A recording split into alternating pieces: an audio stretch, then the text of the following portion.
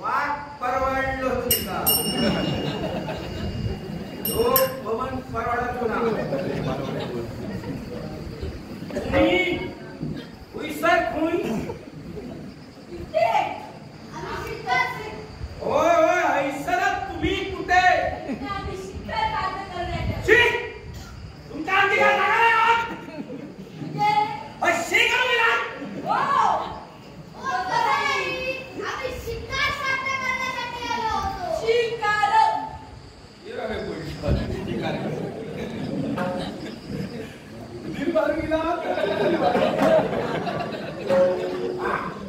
शिकार करता आणि कोण रे कोण तू नाव काय तुमचा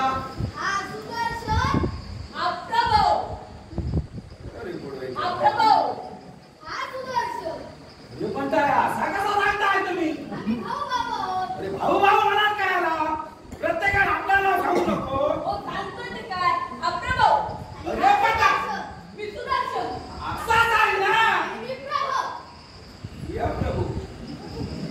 ये कोण सुदर्शन बड़ा गरगर आहे क्या प्रभू अरे किती आईला दिसतात तर बरे हा त्याचे भेटतात तर कोण उचलून घेऊन जात मध्ये तुमका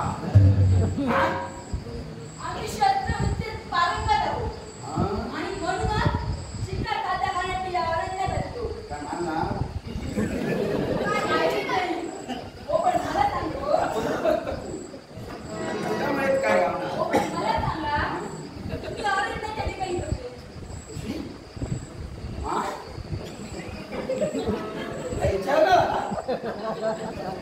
ही जागा माझी जागा तुमची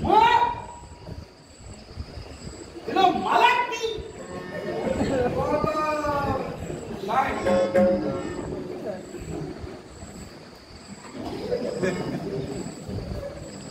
बाबा मी मालक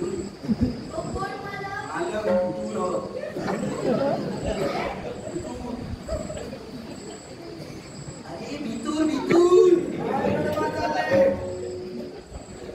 आता मंदी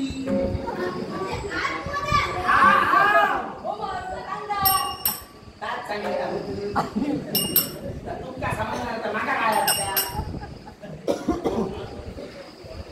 मी आता काय चुकला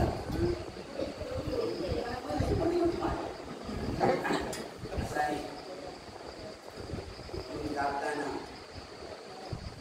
सांभाळून जाय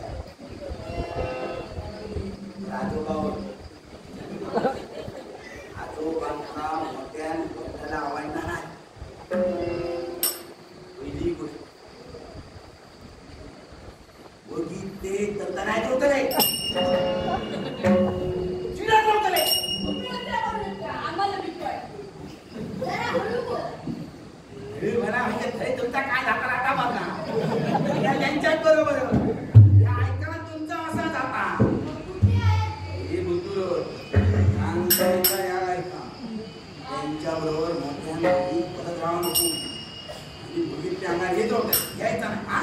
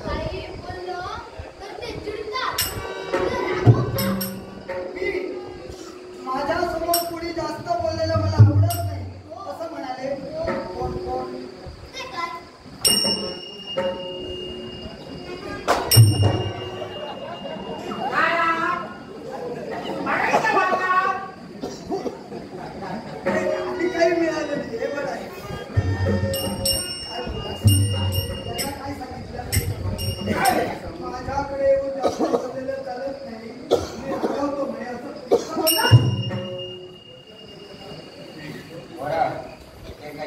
अरे तू मला शिकवतोय. चांगलं केलं. आणि असं काय तरी पण घाबरल्यासारखं दिसतंय. काय झालं का? आजोबा आम्हाला कोणीतरी मिळालं. आणि कोणीतरी मिळालं? हो. काय बोलला? तुम्ही कमी बोलता. समजा हो. तुम्ही तर जास्तच विचारता. मी कमी बोलतो होय. असं म्हणाला तो. होय. कोण तो?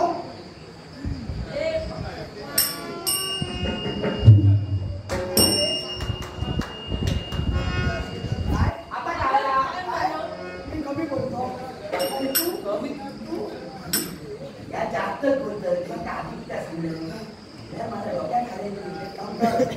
त्याला रोगात भीती घालली नाहीस. अरे ती लहान मुलं आहेत आणि मुलं ही देवाघरची फुलं असतात. चुकलं म्हणून सांग. मुलं ही देवाघरची फुलं असतात. होय. तुम्ही आता कुठले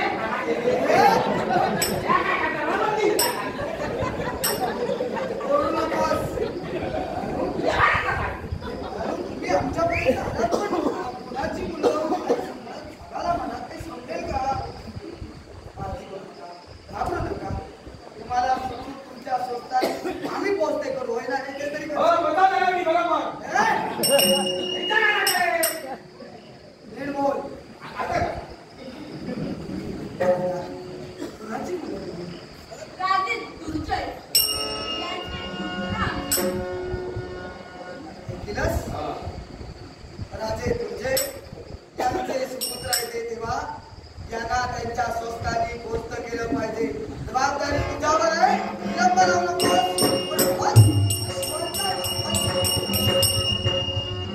सर्व आनंद खुशाल. पण कुठेही मला दृष्टिक्षेपास कुणाच्या येत नाही. काय करावं नाही समजत नाही. नमस्ते.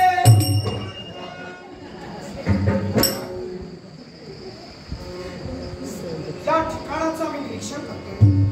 हा तर मला आश्रम भासतो. हा आश्रमच आहे का? हो आमचं बाबा, इथं कोण राहतात? मी आणि माझे गुरुदेव. नाव काय म्हणाला त्यांचं? गुरुदेव गुरुदेवांचं नाव आहे का? काय गुरुदेव गुरुदेव त्यांचं नाव माहित नाही. त्यांच्या जवळ असून शिका. गौरूची त्यांचा आश्रम आजपर्यंत तुम्ही कधी त्यांचं नाव घेऊ ना. संस्कार तिथं दोन माझ्याप्रमाणे राजवस्त्र अंगावर परिधान केलेली दोन लहान मुलं इथे आलेत का? किंवा या बाजूला आजूबाजूला परिसरात कुठं पाहिलं का त्यांना? हो नाही कोण नाही कोण खरं सांगता? आम्ही दोघं पण आजूबाजूला कुठं तुमच्या दिसण्यातच आली नाही का? मी बाहेरच जाऊ नाही ना. माझ्या तरी ओ माझी मुलं प्रभाव एकाचं नाव आहे, दुसऱ्याचं नाव सुदर्शन. अरण्य शिकारीच्या निमित्तानं बाहेर पडले. सोबत मुलीला होता आणि मृगात त्यांचा शोध घेण्यासाठी मागावून मी आलोय. तेव्हा माझं सर्वत्र संशोधन त्यांच्यासाठी सुरू आहे. माझे अनेक सेवक त्यांना शोधतायत. एक पण पुन्हा कधी आलो ना तर आश्रमात योगीराजांच्या दर्शनासाठी. ते कोण आहात तुम्ही? माझं नाव राजा तुझे. तुमचं नाव? माझी मुलं दोन प्रभाव आणि सुदर्शन. आमच्याकडे तसे दोन बारके येईल हो. राजवस्त्रांवर परिधान आहे. असं सुंदर तेजस्वी ओजस्वी दिसतात. काय सांगता? मग मी खात्री करू शकतो का ते मानसिक मुलं आहेत का? वाजरा ही दुनिया बऱ्याची नाही. हो माहिती काढून यायच्या नावा सांगच्या आणि घेऊन जायच्या. तो कोणतरी घर वापू शिलो तर माझे पेट काढतो. हे सेवक बघा तुमच्यासाठी काय करायला हवं? यात काय पुरावा राजा तुझ्याला द्यायला हवा सांगा. एक देऊ नको. काही एक देऊ नको. मी सांगते तर फक्त ऐका. काय सांगा? तुम्ही माझ्या बरोबर दूर जायचं.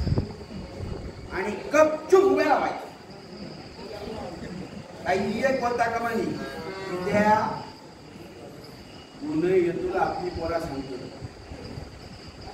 पोरांका माहिती आपलं बापू झाले आपली आवड पोरा बरोबर पण आपण बोलता कमानी अरे हुशार अगदी अचूक विचार करा. ते गुरुदेव विचार कायमचेच असतात ना सहवासात. हो 1-2 वर्ष नाही आम्ही असे फिरत भीतर या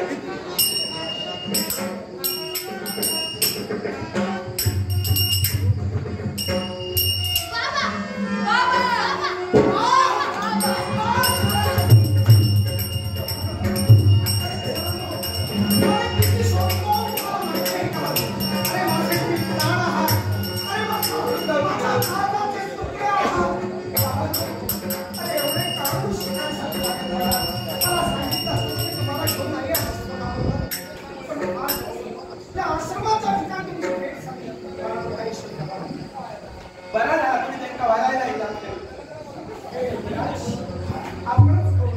निश्चितच राजा दुर्जय आपल्या पवित्र जरी आमचा साथी परमेश्वर आपल्या प्रभूची तर भाग्य आहे. हा मुलाच्या शोधासाठी बाहेर पडलो पण त्या निमित्तानं का होईना आपल्या आश्रमात जरी आपलं दर्शन झालं. निश्चितच पण आज हे उपकार कधी विसरू शकत उपकार कसले भगवंतानं त्यांच्या जीविताचं स्थान आणि ते किंवा कृपा दृष्टीनं आमच्या आश्रमापर्यंत येऊन ठेवलं अर्थात तुमची भेट व्हावी म्हणून हे इच्छितच होतं तेव्हा तुमच्या मुलांची भेट झाली. हा. त्या मुलांची आई मी वाट पाहत लवकरात लवकर त्यांना मला घेऊन काय जायला झाला? विलंब मला न कधी कधी आशीर्वाद आणि आपली सेवा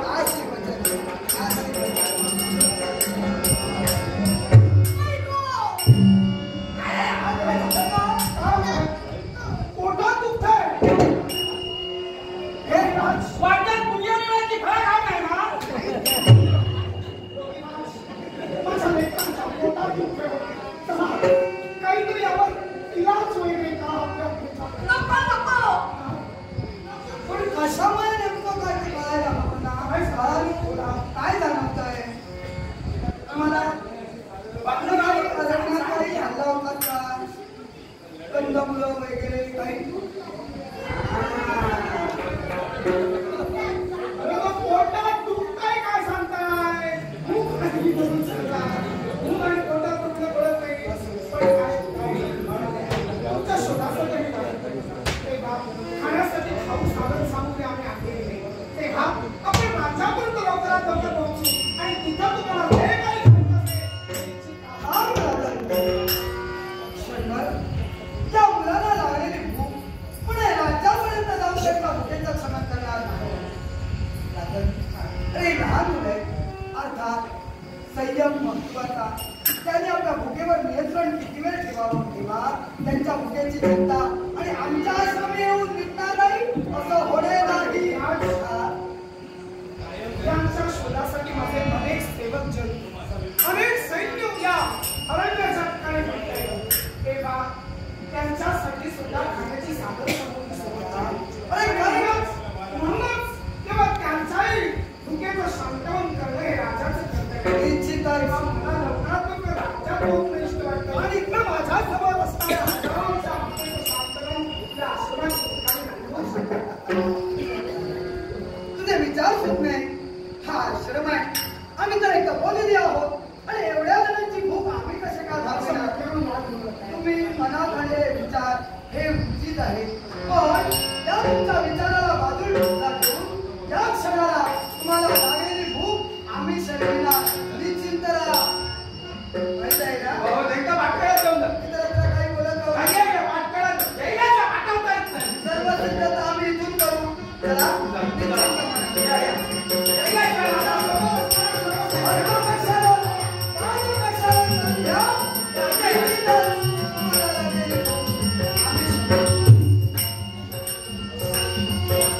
हे नारायण या चिंतामणी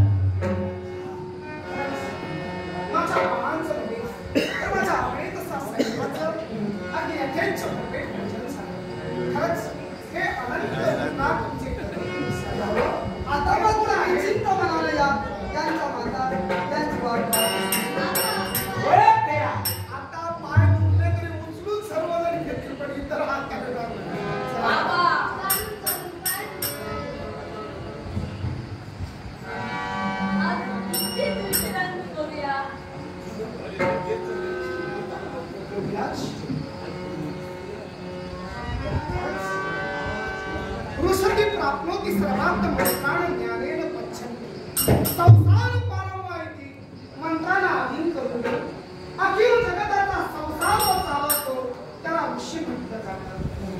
आपण आज माझ्या अगणित सैन्याच्या भोजनानं अगदी तृप्ती त्यांच्या जीविताची केली. उदर भरण नो हे प्राणीचे यज्ञ कर्म जीवाशिवाची भेट करणारा यज्ञ करणार.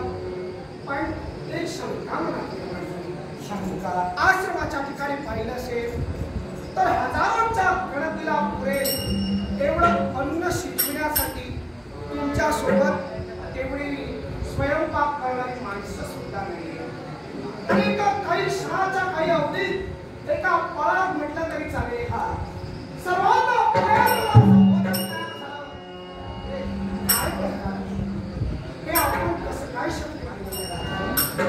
शंका निर्माण झालेल्या शंकेचं निरसन आम्ही करावं निश्चितच.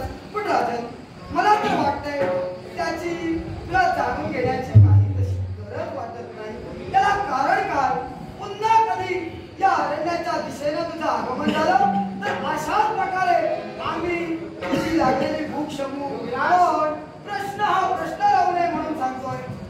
ही सर्व माझ्या नारायणाची कृपा आहे. तो भगवंत पाठीशी आहे आणि म्हणूनच हे घडतंय. त्यामुळे तुम्ही विचारात पडू नका आणि या उभाच्या बालकांचा वेळ तो वाया घालू नका. पण हो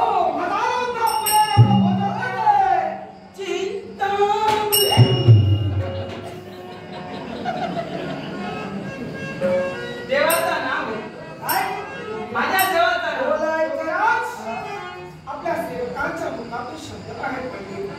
चिंतामणी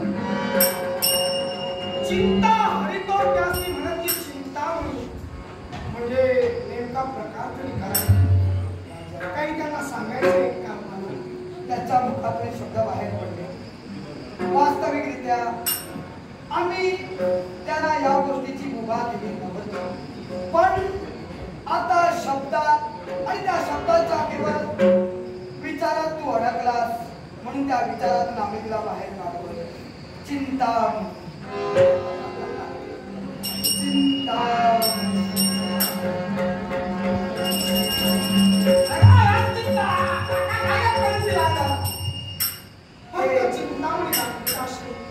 आमच्या सर्व काही वैकुंठीच्या नारायणाच्या आशीर्वादानं या रत्नाची प्राप्ती आम्हाला झाली. तेव्हा हे रत्न आमच्या वशी आहे आणि म्हणूनच भगवंताची कृपा दृष्टी आहे. तेव्हा घ्यावं. सहजच निर्माण झालेली शंका या शंकेचं निरसन झाले. मी देवाचं नाव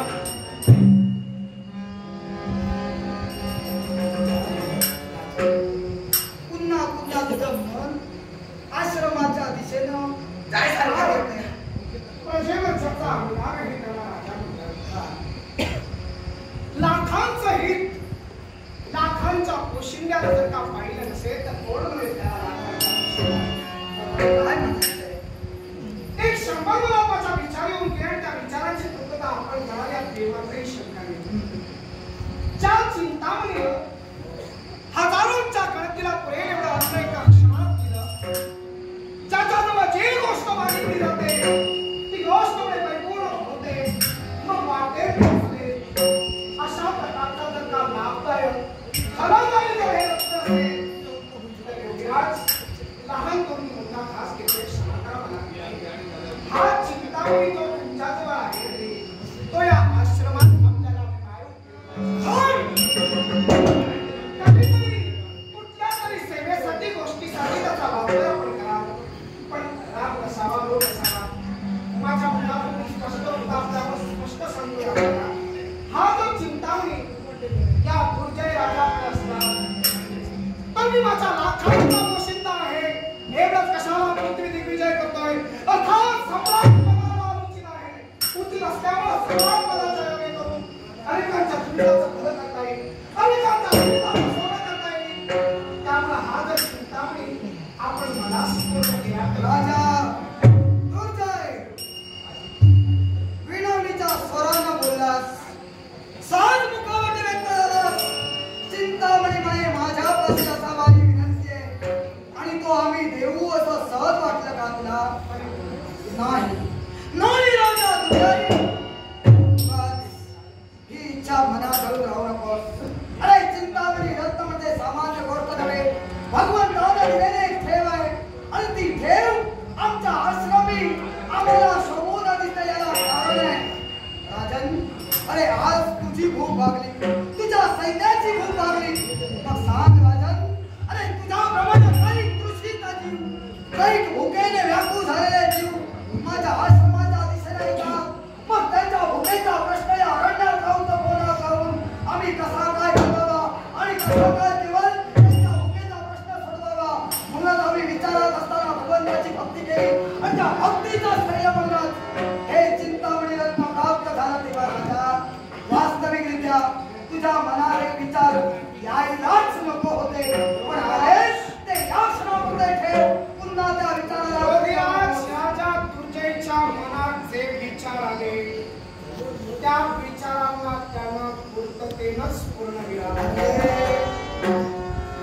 मी लाखाचा पोशिंदा आहे म्हटलं, तुमच्या जवळ असणारा चिंतामणी काही हाताच्या बोटावर पोचणाऱ्यांसाठीच लाभदायक ठरेल, पण अनेक असत्याच्या जीविताच्या संरक्षणासाठी, अनेक असत्याच्या जीविताच्या हुद्देच्या सार्थनासाठी किंवा त्यांच्या जीवनाच्या अभ्युदयासाठी राजाजवळ चिंतामणी असता असेल तर त्याचा खरा उपयोग होईल.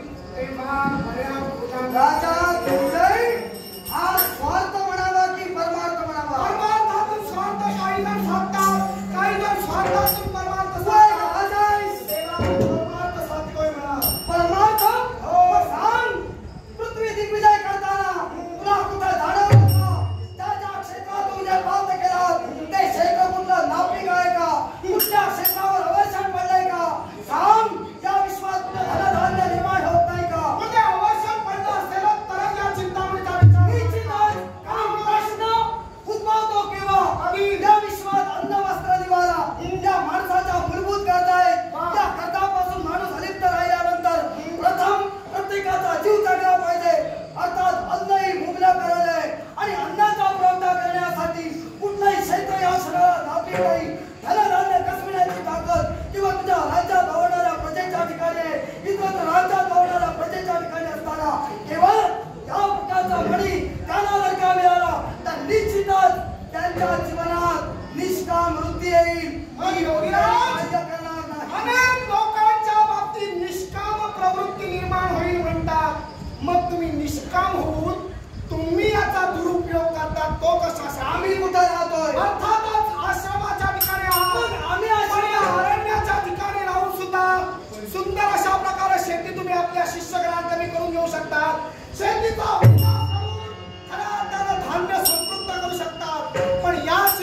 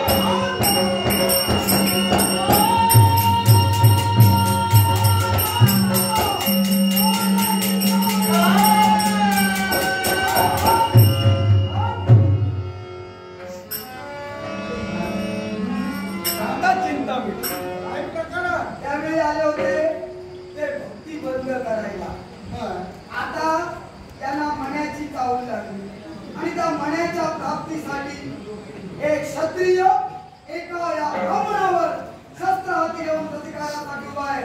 तेव्हा यांना दाखवू दे हे चिंतामणी रत्न फक्त अन्न देत नाही, धान्य देत नाही, तुझ्यासारखे बलाढ्य वीर देतात. तेव्हा दाखवून दे तुझं वीरत्व.